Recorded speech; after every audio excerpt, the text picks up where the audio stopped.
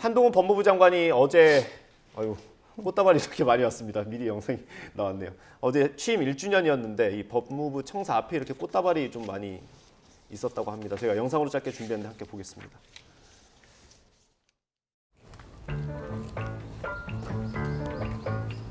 Ladies and gentlemen, let me introduce me. Here I come. Yeah. Here I go. Woo! 많이 부족하지만 잘 해보겠습니다.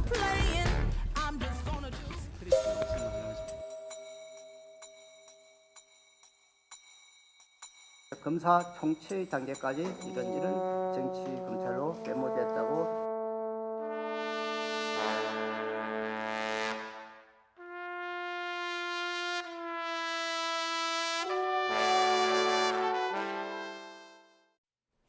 네, 영상으로 보신 것처럼 저렇게 풍선까지 준비해서 지지하는 분들이 축하를 해줬습니다. 이런 장관이 있었을까요?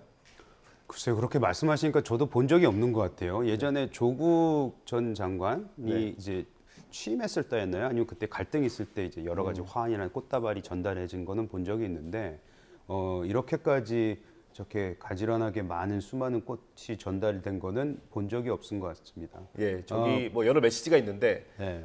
21대 대통령이라는 표현도 있습니다. 그건 뭐 여러 번 얘기가 나온 얘기긴 예. 한데요. 그건 너무 좀 앞선 얘기인 것 같고요. 네. 확실한 거는 본인이 그냥 이게 장관 아니고 인지도 하나만큼은 네. 그 매우 높은 어느 정도 인기도 있는 그런 정치인 반열에 쓴 거는 확실한 것 같습니다. 예, 알겠습니다. 어떻게 보셨습니까? 뭐 장관이네요. 장관인데 1주년이. 근데 저는 축하 화환의 모습, 저희가 이번은 처음은 아니죠. 지난번 윤석열 검찰총장 당시 후보로 나가고 그렇죠. 대통령 후보 되실 때도 화환들이 즐비했고 추미애 전 장관에게 또 힘내라는 응원의 꽃다발, 꽃바구니 많이 갔었습니다. 예. 유독 법무부에 저런 일들이 많이 벌어지고 있네요. 예. 좀 저희가 이 광경을 어떻게 봐야 될지 모르겠지만 일단 많은 국민들이 법무부를 향한 그런 관심이 굉장히 높구나. 특히나 한동훈 장관이 그 여당 쪽 차기 유력한 대선 주자 반열에 오른 것은 확실한 것 같다는 생각이 드네요. 예. 어떤 전문가 얘기가 갑자기 기억이 납니다. 그 우리나라만큼 법무부 장관에 관심이 높은 나라가 없다고 하더라고요. 그건 좀 고민이 필요할 것 같습니다. 예전에 마이클 샌델 그 교수가 와가지고요. 예. 그 정의란 무엇인가 책이 있잖아요. 네. 왜 대한민국에서 자기 책이 이렇게 많이 팔리는지 모르겠다는 얘기를 하신 적이 있어요. 예, 법무부에 대한 관심은 매우 뜨거운 것 같네요. 네. 한동훈 장관이 최근 그 참여연대와 좀 설전을 벌이고 있지 않습니까? 그건 네. 어떻게 보셨어요? 참여연대가 지금 법무부 장관한테 한동훈 장관한테 얘기하고 있는 그 공격의 수위가 전 어느 정도 도가 넘어갔다고 생각을 해요.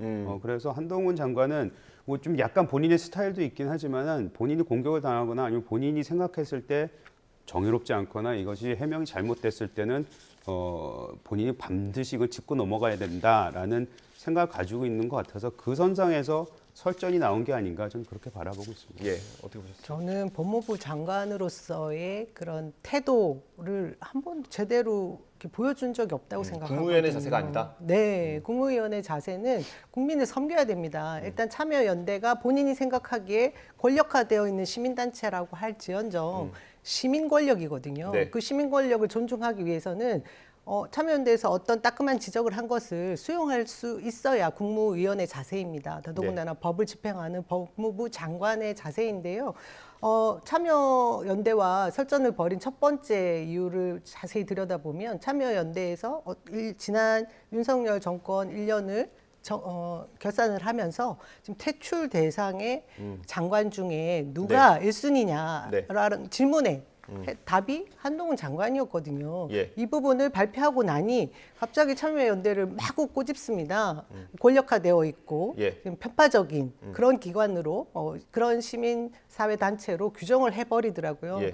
근데 참여연대는 지난 문재인 정권 때도 문재인 정부를 굉장히 심하게 질타했던 그런 단체입니다. LH 사태에 가장 심하게 꾸짖었던 그런 예. 단체 아닙니까?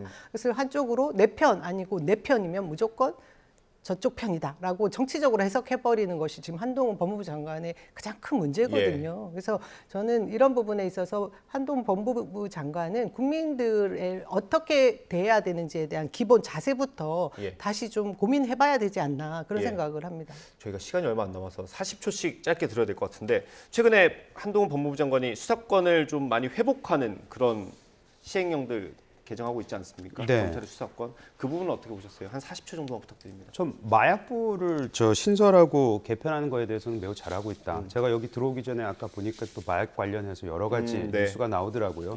이건 더 이상 방치해둬서는 안 되고요. 이건 컨트롤 타워를 제대로 세워야 되기 때문에 네. 지난 정부에서 어찌 보면은 무력화된 이 마약 수사를 다시 한번 강하게 들고 가는 거에 대해서는 전 잘했다고 생각합니다. 예, 뭐 검수 원복이라고 불리긴 하는데. 그렇죠. 예. 헌재에서 권한쟁의 심판을 청구할 수 없는 자격자라고 판단을 내렸음에도 불구하고 계속해서 검사의 수사권을 넓혀가고 있는 법무부 장관입니다. 저는 지금 대한민국 법 질서를 어지럽히는 자가 누구인지 다시 반성할 필요가 있다고 생각합니다. 예, 알겠습니다.